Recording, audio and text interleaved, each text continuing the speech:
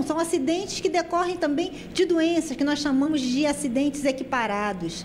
Não é? A pessoa que tem uma LER, a pessoa que também que tem problemas psicológicos, né, como depressão, como essas síndromes todas que estão ocorrendo, muitas delas decorrem do seu ambiente de trabalho. Então, a senhora está dizendo que muitas pessoas acreditam que acidente de trabalho, né, segurança no trabalho é só relacionado a máquinas, relacionado a grandes acidentes, perder algum membro, né, ter algum acidente grave. Não é só isso. Acidente no trabalho também está relacionado à questão psicológica e outras questões, então. Sim, sim. Dependendo do tipo de atividade que a pessoa desenvolve, não é? O acidente, a doença ocupacional, né, que nós equiparamos a um acidente de trabalho, ela muitas vezes decorre do ambiente de trabalho. O que nós queremos é o quê? É que o ambiente de trabalho seja seguro.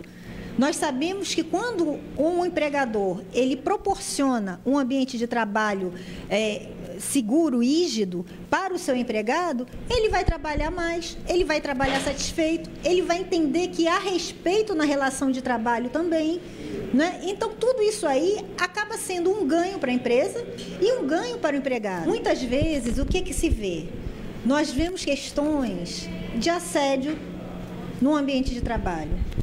Quer dizer, o assédio, ele não é só aquela situação, lógico, é uma situação grave, é uma violência, não é? Mas do assédio pode decorrer, sim, que a pessoa tenha doenças.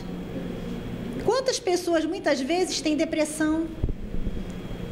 E se for verificar o ambiente de trabalho onde ela está inserida, se verifica aqui um nexo, né? Muitas vezes, talvez um nexo com causal, dependendo da circunstância, mas muitas vezes nós temos isso. Por exemplo, um exemplo muito claro disso, e que talvez as pessoas nem tenham assim, muito conhecimento, seriam as empresas de ônibus, por exemplo.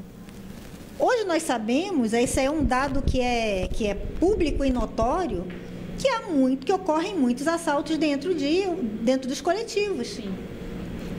E é recorrente, na Justiça do Trabalho, nós temos processos em que motoristas e cobradores desenvolveram síndrome de pânico, desenvolveram depressão, porque sofreram 4, 5, até 8 vezes, foram vítimas de assalto.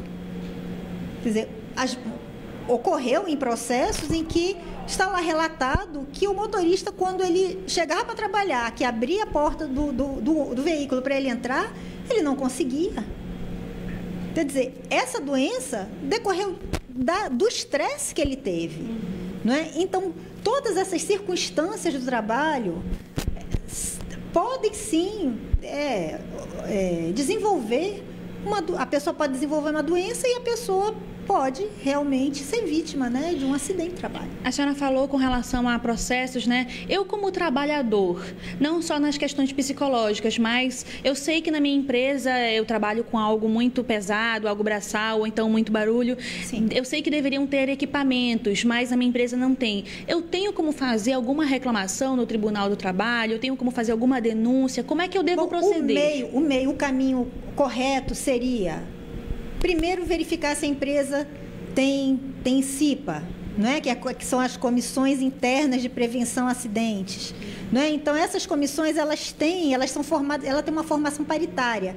Tem um empregado que é indicado pelo empregador e tem outros que são eleitos pelos empregados. Então, primeiro, verificar se a empresa tem a CIPA. Fazer uma reclamação à CIPA, que é uma das funções dela, é justamente essa.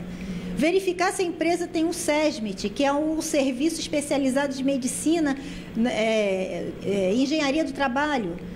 Fazer uma reclamação, chegar até eles, procurar o sindicato ou, de qualquer outra maneira, procurar o Ministério Público do Trabalho.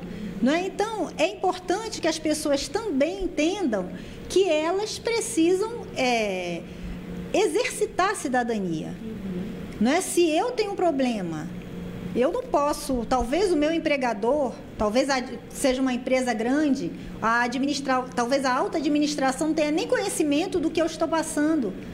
Mas é necessário que Numa questão, por exemplo, de assédio, que pode depois decorrer uma doença, é necessário que a pessoa faça uma denúncia, ou procure o RH da empresa e exponha a situação que está passando, né? Ou procure o seu sindicato, ou procure o Ministério Público do Trabalho, porque é só assim, falando, dialogando, que as coisas são resolvidas. E a senhora falou também, a gente conhece que tem o técnico de segurança do trabalho, Sim. né? Existe uma legislação para quantos técnicos devem haver numa empresa, Sim. dependendo da quantidade de funcionários? Sim, existe. Nós temos a NR5, não é, que trata a respeito disso, e ela vem pelo número de funcionários da empresa. Não é? Dependendo da quantidade de funcionários, aí vem a quantidade de técnicos. Né? Existe toda uma tabela, porque ela não é só a quantidade de funcionários, mas é também o risco da atividade, não é? Que para a Previdência ela é computada de 1 a 4, o risco da atividade. Então, dependendo do risco da atividade e do número de funcionários da empresa, existe um número de técnicos de segurança do trabalho que a empresa tem que ter, número de engenheiros de segurança do trabalho, número de médicos de segurança do trabalho, tudo isso está, existe uma tabela, não é, nessa NR que vem tratando a respeito disso. Depende assim, das peculiaridades de cada empresa. Algumas pessoas não entendem por que existe o técnico de segurança do trabalho. Qual seria a função, né, de acordo com a lei de um técnico de segurança do trabalho dentro da empresa? É só a mesma questão da prevenção? O técnico ele pode fazer algum tipo de denúncia, pode fazer algum tipo de solicitação para o RH? Olha, precisa disso para esse setor, está faltando isso, aquilo. A função do técnico é justamente isso, ele está dentro da empresa para avaliar as condições em que o trabalho é executado e propor as soluções, não é, para a empresa, para o SESMIT, não é? E a partir daí irem solucionando essas questões. Por exemplo, tem situações, pessoas que trabalham em bancada. Regra geral, essa questão de ergonomia, ela é uma questão que ela tem que ser avaliada a cada caso. É uma questão pessoal. Porque, por exemplo, se nós temos uma pessoa alta, de estatura alta, uma pessoa de estatura baixa, é óbvio que elas não podem ter as mesmas condições de trabalho. Não é? Então, tudo isso, é aí que vem o investimento da empresa. Porque a empresa tem que entender isso. Obrigada, doutora. E agora nós vamos para um breve intervalo e daqui a pouco nós voltamos a falar sobre Abril Verde Segurança do Trabalho.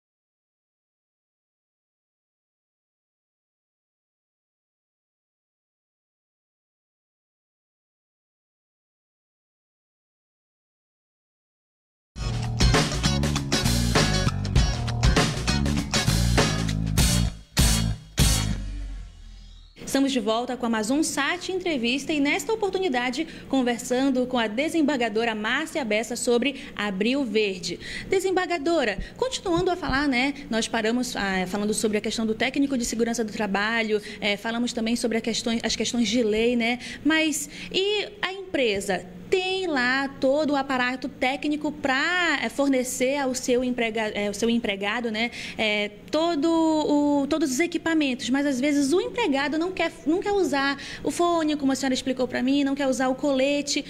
Qual é a importância desses equipamentos no momento do trabalho? Os equipamentos de proteção individual, como o próprio nome diz, eles servem para proteger, né? Então, cada atividade, ela, dependendo do risco que ela envolve, existem equipamentos de proteção apropriados. Então, cabe não só ao empregador oferecer o equipamento de proteção e verificar se eles estão em condições de uso, com data de validade, tudo certo, mas também cabe ao empregado usar o equipamento. Ele tem que pensar que aquilo ali é para a proteção dele, para a saúde dele. Não é? Se ele trabalha num ambiente ruidoso, com um ruído muito alto, e é necessário que ele use o protetor auricular. Então, ele não pode achar que aquilo incomoda e por isso ele não usa. Ele precisa usar. Mas a empresa também, ela não deve só fornecer, ela tem um dever de fiscalizar o uso, né? Então, ela tem que ter um supervisor, um chefe, alguém que tenha essa atribuição de fiscalizar. Então, isso entra até naquela questão que a gente conversou antes, né? Para a questão da prevenção, né? Sim. É prevenir para não acontecer nada mais grave depois, né? Hoje nós sabemos que todos os acidentes de trabalho são preveníveis. Se eles são preveníveis, eles são evitáveis. Então, nós estamos em um momento em que nós não podemos mais aceitar o alto número de acidentes de trabalho que ocorrem todos os dias. Na verdade, enquanto nós estamos conversando aqui, está ocorrendo um acidente de trabalho. A cada 48 segundos ocorre um acidente de trabalho. Quer dizer, é um número assustador, não é? Nós sabemos que o acidente de trabalho, ele acaba excluindo a pessoa do mundo do trabalho, porque ou temporariamente, ou definitivamente, não é? Muitas vezes os acidentes de trabalho são fatais. De 2015 a 2017, que é onde nós temos dados oficiais da Previdência Social, nós tivemos aqui no Amazonas 64 acidentes fatais. Quer dizer, são 64 acidentes, são 64 famílias que ficaram sem os seus entes queridos. E esses acidentes, tem algum dado de qual tipo de setor que são os principais acidentes fatais que acontecem aqui no Amazonas? A senhora tem mais ou menos um? Olha, nós temos os locais, o tipo de atividade onde os acidentes ocorrem mais. E aí nós temos, nós estamos falando de 2015 a 2017. Dados oficiais, né? Que nós temos dados oficiais, né? Uhum. Então, nesse período, nós temos a construção civil, não é? Nós temos a construção civil, nós temos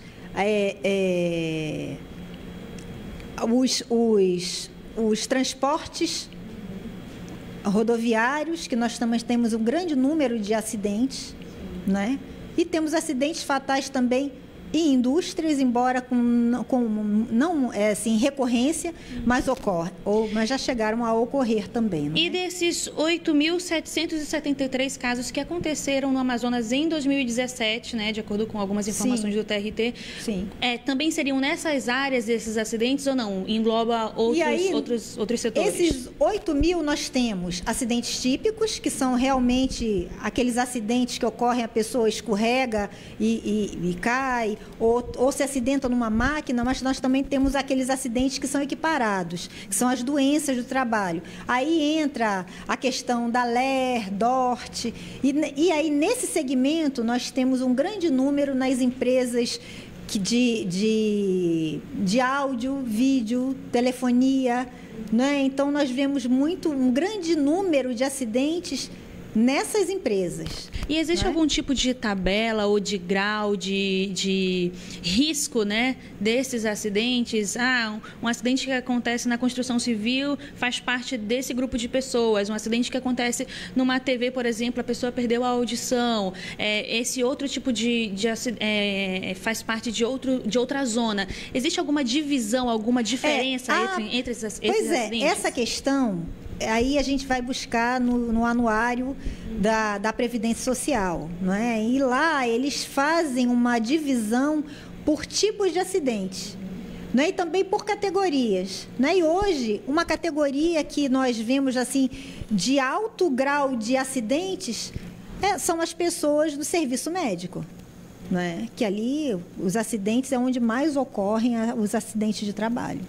Né, de serviço médico, nós vemos a questão dos pedreiros na construção civil. Não tem assim, nós temos ocupações, não é? Ocupações onde mais ocorrem acidentes de trabalho, não um determinado setor em empresas, não é? Mas essas ocupações. E aí a gente tem os industriários também em relação à questão das doenças. E a gente falou no bloco anterior, a senhora explicou que o trabalhador, para fazer algum tipo de denúncia ou reclamação, poderia ir direto no RH. Mas digamos que eu fui no RH, eu sei que eu preciso desse suporte tal e a minha empresa não está fornecendo. O RH não passou para a minha chefia. Para onde é que eu posso fazer alguma reclamação? No TRT tem algum... ir só no sindicato? No TRT... O que preciso procurar? Quando se chega ao tribunal, quando se chega lá para fazer uma reclamação, a pessoa vai fazer uma reclamação já para ajuizar uma ação, não é? Nós não temos esse trabalho preventivo de chamar a empresa para conversar e para orientá-la. Nós não temos esse trabalho de orientação. Ali, quando a pessoa chega, nós podemos sim orientá-la sobre os seus direitos, né? Mas ali, quando ela já chega para ajuizamento de uma ação. Em regra geral, infelizmente, né, as pessoas só ajuizam a ação depois que elas perdem o emprego. Né? Mas aí tem o sindicato da sua categoria profissional. Né? A pessoa pode se dirigir ao seu sindicato, ao Ministério Público do Trabalho, que tem essa função, né, mais fiscalizadora. Né? E aí sim, ali acredito que seja mais bem acolhida essa demanda. Ok, doutora. E agora nós vamos para mais um intervalo e nós voltamos daqui a pouco para falar sobre segurança no trabalho.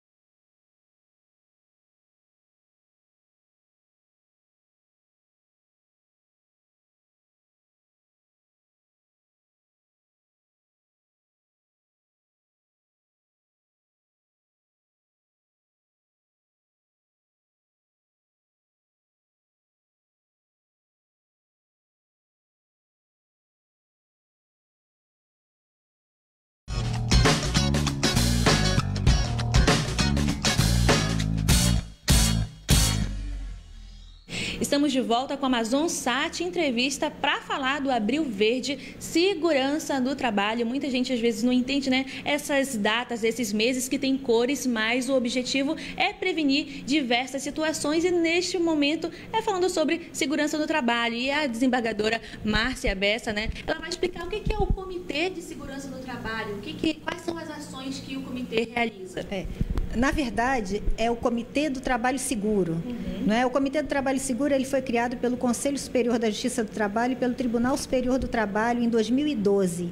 Não é? E o objetivo dele é dialogar com a sociedade para falar em prevenção do trabalho e modificar, pelo menos tentar modificar esse quadro que hoje se apresenta para a gente, já vem, acredito que ele vem sendo alterado e modificado, melhorado aos poucos, mas ainda há muito que se fazer. Então, nós temos o Comitê Nacional, que é do TST e do CSJT, e nos 24 TRTs, né, que nós temos no Brasil, nós temos 2 gestores regionais em cada tribunal desse. Então, em cada tribunal, nós desenvolvemos ações, né, relacionadas à prevenção de acidente de trabalho. Então, agora, o mês de abril, ele foi escolhido para ser o nosso marco da prevenção. Por que foi escolhido para ser marco? Porque dia 7 de abril foi o Dia Mundial da Saúde. E no dia 28 de abril se comemora o Dia Mundial em Memória das Vítimas de Acidente de Trabalho. Então, a OIT escolheu este mês para que nós tivéssemos como marco da prevenção. Da mesma maneira que tem o Outubro Rosa, nós gostaríamos que o Abril Verde fosse reconhecido dessa forma. E é muito importante, né? As pessoas precisam entender a importância que é estarem seguros no trabalho, né? E com relação às ações que vão acontecer aqui no Amazonas nesse mês de abril, como é que vai ser essa programação? Pois é.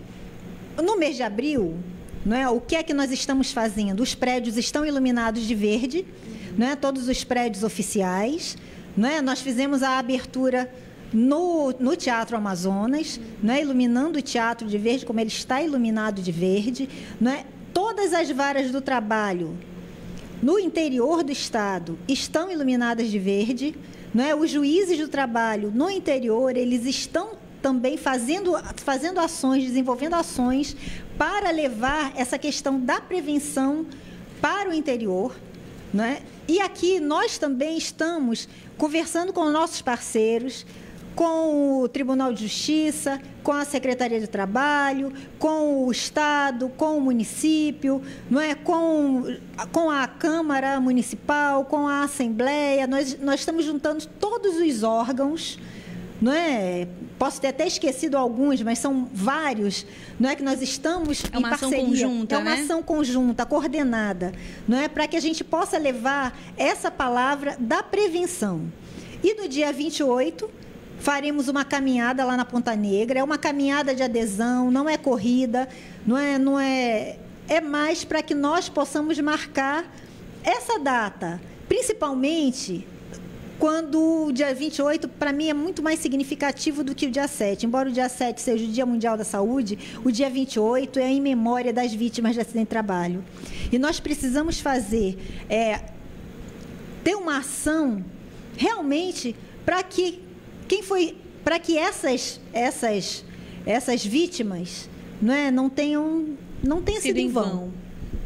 E qual é a sua mensagem, para os telespectadores, para as empresas que estão nos assistindo, para os empregados, com relação não só ao Abril Verde, mas esse cuidado, durante todo o período de trabalho? A sua mensagem para essas pessoas? Bem, é muito importante que as empresas e que os empregados estejam unidos na prevenção. A empresa verificando, levantando o risco da sua atividade, verificando como pode ser amenizado ou até suprimido, excluído o risco da atividade, verificando que tipo de ações têm que ser adotadas na empresa para que a atividade seja saudável e reconhecendo que prevenção é investimento.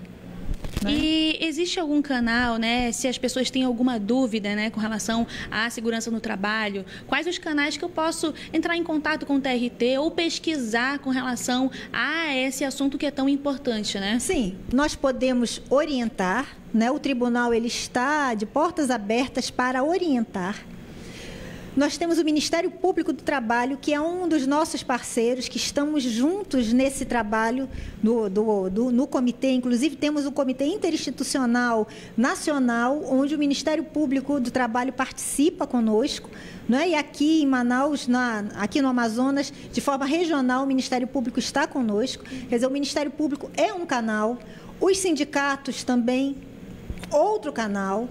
Não é? E a empresa, eu entendo que basta observar a legislação, né, e cumprir as suas obrigações e investir.